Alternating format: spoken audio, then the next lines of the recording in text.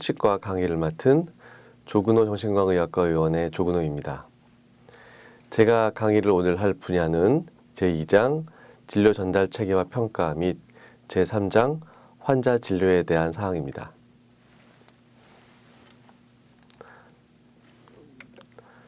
다시 한번 말씀드리면 목차는 제2장 진료 전달 체계와 평가 부분과 제3장 환자 진료에 대한 부분을 맡아서 제가 여러분께 설명드리겠습니다.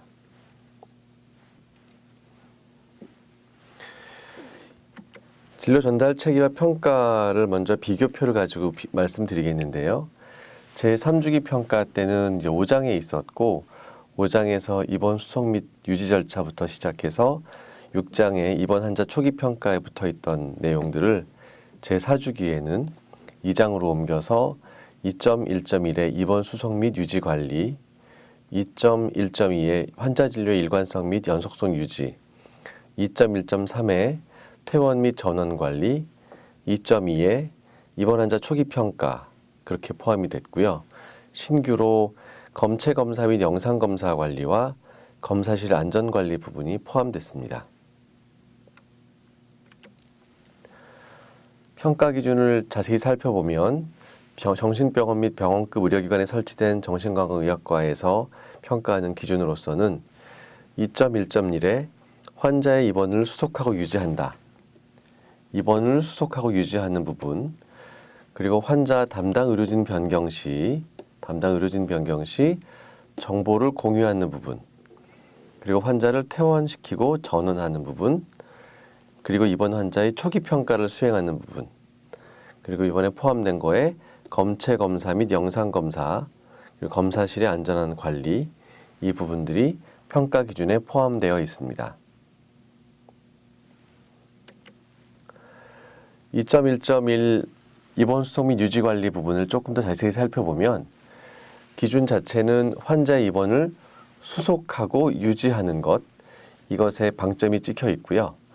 여기에 있어서 제일 중요한 것은 법령에 따른 절차다라고 하는 겁니다. 그리고 거기에는 입원 절차와 계속 입원 절차가 포함됩니다. 그래서 법령에 따라서 입원을 어떻게 시키고 또 계속 입원을 어떻게 유지하는지에 대한 내용들이고요. 이 항목들은 거의 다 알 수 있듯이 필수 항목들이 많습니다. 필수 항목들이 많다는 얘기는 다시 한번 더 강조드리지만 이 항목에 문제가 있을 경우에는 평가 결과에 영향을 심각하게 미칠 수 있다라고 하는 내용들이고요. 사실 이런 것들은 전부 다 법령에 따른 부분들이기 때문에 법령을 당연히 준수하고 있을 거기 때문에 이제 그 규정으로서는 되게 엄격한 것 같지만 사실 우리가 지키고 있는 것들이고 그것만 잘하면 별 문제 없는 그런 항목으로 말씀드릴 수 있을 것 같습니다. 대부분의 다른 평가 항목과 동일하게 평가 항목의 첫 번째는 입원 유형별 수속 및 유지에 관한 규정이 있는 것이고요. 규정이 있는 것은 정신병원의 규모에 따라서 또는 설치과인 경우에 따라서 차이 없이 전부 다 필수로 되어 있습니다. 말씀은 따로 드릴 필요 없이 평가 결과는 동일하게 상중하로 나누고요. 그리고 이 규정에 따라서 유형별로 수속 절차가 준수되는지에 대한 부분까지가 필수 항목으로 3가지 범위에 병원 및 설치과 모두에 해당된다고 할 수 있겠습니다. 그리고 신규로 입원 시에 환자 또는입니다. 환자 또는 보호 의무자에게 입원 생활에 대한 내용을 설명한다 부분이 신규로 들어가 있고요. 이 부분은 필수는 아니고 정규 항목으로 되어 있습니다. 그리고 아까 말씀드린 것처럼 입원만이 아니라 계속 입원에서도 이 항목은 유지되는 거여서 입원을 연장하게 되는 절차가 있을 때 해당 항목에 대한 절차를 준수하는지에 대한 내용이고 이것도 마찬가지로 법적인 내용이기 때문에 필수 항목으로 되어 있습니다. 그리고 마지막 5번째로 2.1.1에 포함된 것은 신규 항목인데 비자 입원 심사를 위한 타 기관 소속의 직원 방문 시, 그러니까 이게 조사원이건 또는 그 2차 진단을 위한 타 기관의 의료인이건 방문했을 시에 그에 대해서 적절하게 응대한다라는 부분이 신규로 들어갔고 이 항목은 정규입니다. 2.1.1의 이제 규정을 이제 만드는 첫 번째 M이에 있어서 M이는 필수인데, 일단 중요한 것은 저희가 이제 3주기 때에도 정신건강복지법이 변경되면서 많은 의료기관들이 이번 유형에 따른 규정들을 정비를 한다고 했는데, 실제로 많은 의료기관의 그 규정들은 그냥 법 자체를 옮겨놓은 규정들이 많았습니다. 그런데 사실 규정이라고 하는 것은 법을 옮겨놓는 게 아니라 그 법에 따라서 우리 의료기관은 어떻게 할 것이다라는 의료기관의 절차를 담겨야 되는 거거든요. 의료기관의 절차가. 그러니까 일단은 그 의료기관의 입원 수속에 대한 내용들의 확인을 원무과에서 한다면 원무과에서 한다. 뭐 아니면 서류에 대한 부수적인 내용은 병동에서 한다라고 하든지, 또 그런 것을 이제 언제까지 누가 어떻게 담당해서 결과를 마무리한다라고 하든지, 이제 그런 내용들이 담겨야 되는 것이고, 아까 마지막에 말씀드린 것 같은 조사원이라든지 2차 진단의가 왔을 때 그분들은 어느 공간에서 어떻게 진료나 심사를 조사를 하고 그 결과를 어떻게 마무리하며 그분들의 신원을 어떻게 확인을 하고 어떻게 정리한다라고 하는 내용이 병원의 규정에 담겨야 되는 건데, 지금까지 3주기 평가 때는 보면 그냥 그런 내용의 법만 옮겨놓고는 이게 규정이다라고 한 적이 있었는데, 이제 앞으로 4주기 때는 가능하면 이 법 내용을 그대로 옮기지 말고 의료기관의 절차를 담아서 규정에다가 내용을 포함시켜라 라고 하는 것이 4주기 때의 M이의 중요한 부분이 되겠습니다. 물론 당연히 입원 유형, 입원 수속 절차, 입원 시 제공하는 정보, 계속 입원 절차, 타 기관에 소속된 직원의 응대, 이 내용들이 포함돼야 되는 규정이고요. 거기에 대한 규정은 당연히 각 법상에 있어서 입원 유형들이 전부 다 담겨야 될 것이고, 또 입원 유형별 법령에 따른 구비 서류나 진료 비용, 야간 휴일에 발생하는 수 있는 입원 절차에 대한 내용도 담겨야 될 것이며, 이 병원에서의 기본적인 병원 특성을 살린 입원 생활 안내라든지, 그러니까 면회 시간, 회진 시간, 호출 방법, 간호사 호출 방법 등등의 내용들, 또는 권리 구제에 대한 내용들, 권리 구제는 물론 법에 있는 내용들이긴 한데요. 법에 있는 권리 구제 내용들이 어떻게 제공될 것인지에 대한 내용도 규정에 담겨야 될 것입니다. 그리고 환자에게 계속 입원이 필요하다고 할 시에는 계속 입원 관련 서류를 누가 어떻게 확인하는지에 대한 내용들, 그리고 그것과 연관돼서 환자 또는 보호 의무자에게 어떻게 안내할 것인지에 대한 내용도 규정에 담겨야 될 것입니다.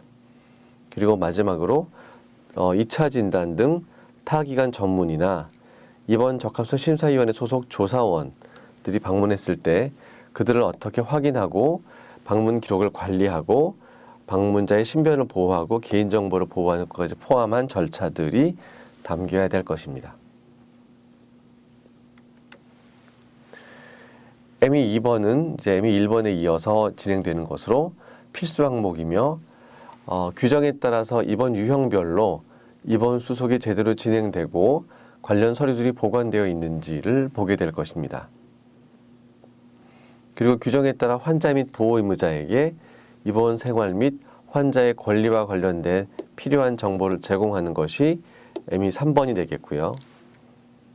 ME 4번은 규정에 따라서 입원 유형별로 계속 입원 절차를 수행하고 관련 서류를 보관하는 것이 마찬가지로 ME 2와 동일하게 ME 4번의 필수 항목이고, ME 5번은 규정에 따라서 타 기관 소속 직원의 방문에 응대하고 방문자의 안전을 위해 지원하는 부분이 5번째 포함된 기준입니다.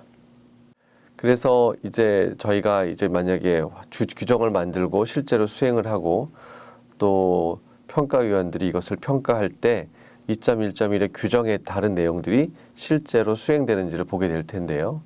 평가라는 방법은 원무부서라든지 병동에서 평가를 하게 되겠고, 평가 대상은 의사, 간호사 또는 원무 또는 입원 담당 직원들이 되겠고요. 관련 근거는 정신건강복지법의 41조에서 52조까지 내용들, 또는 의료법에서 45조에 대한 내용들 부분이 포함될 것입니다. 말씀드린 것처럼 평가 항목의 첫 번째는 유형별 규정이고요. 입원 유형별 규정들을 보게 되겠고, ME 2번에서는 유형별 수속 절차를 보게 될 텐데 의사, 간호사, 원무 직원한테는 이번 유형별 구비 서류 및 안내 내용을 질문하고 그 결과를 확인하고요. 또 야간 및 휴일에 입원하는 경우의 절차에 대해서 질문하게 되겠습니다. 또 관련 자료는 입원 환자 등록 관련해서 전산으로 되어 있는 병원이든 문서로 되어 있는 내용이든 해당 내용을 확인하면 되겠고요. 또 진료 비용을 환자한테 안내하는 자료를 확인하게 되겠습니다.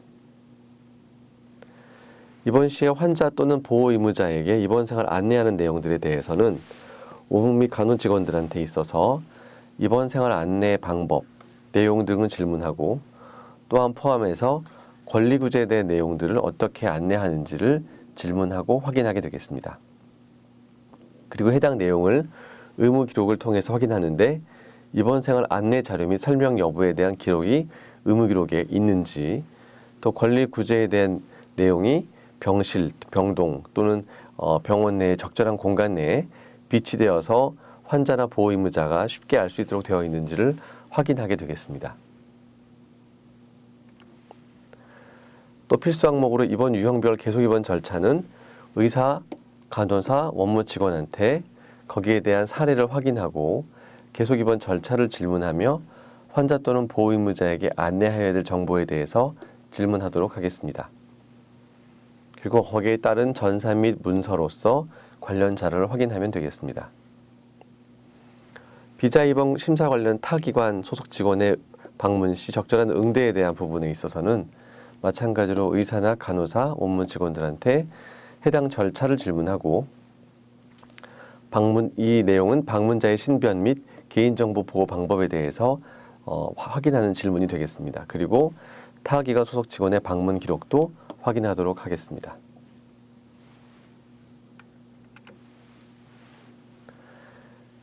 (2.1.2의) 환자 진료의 일관성 및 연속성 유지 부분입니다.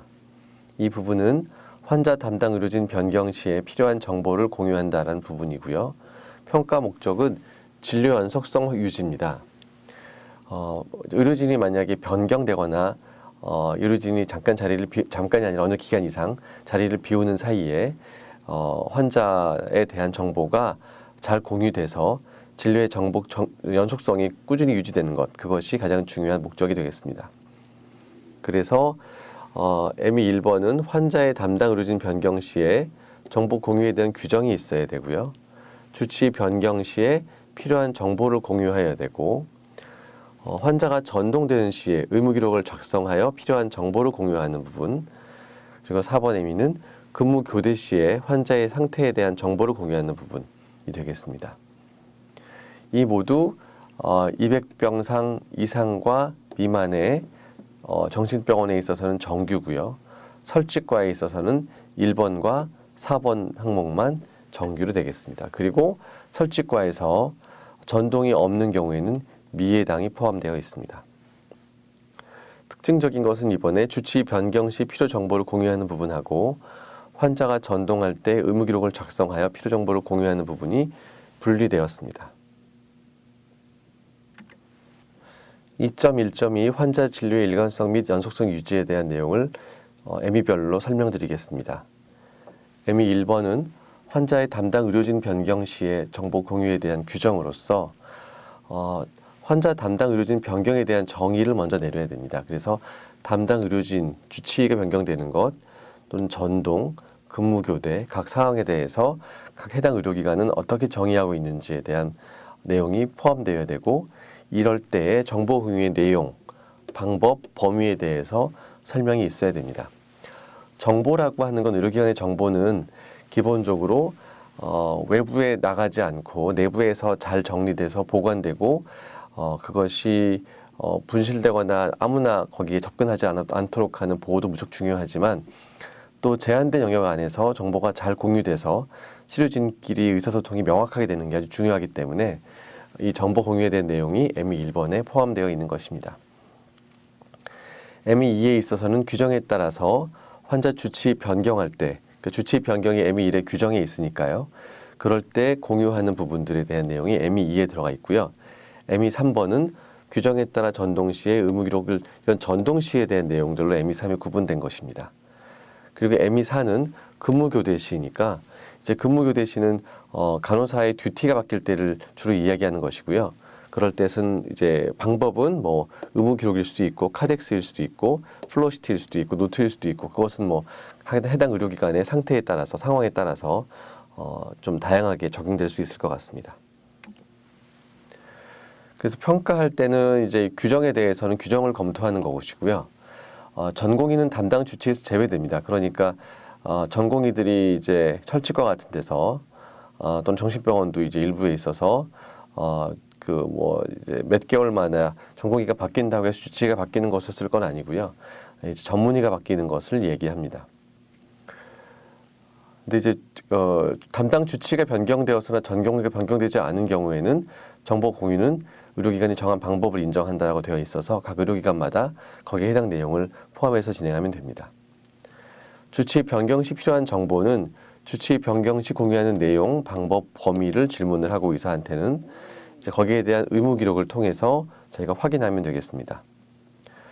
단기간 동안의 주치의 부재, 그러니까 학회나 휴가 등으로 인해서 주치의의 모든 환자를 변경하는 경우에는 그 병원의 규정에 따라서 작성한 자료도 인정해 준다라고 저희는 이번에 기준에 삼았습니다. 그리고 전동 시의 의무 기록을 작성하여 필요한 정보를 공유한다라는 부분은 만약에 전동을 시행하지 않는 의료기관, 단일 병동만 있는 경우에는 미해당에 해당이 됩니다.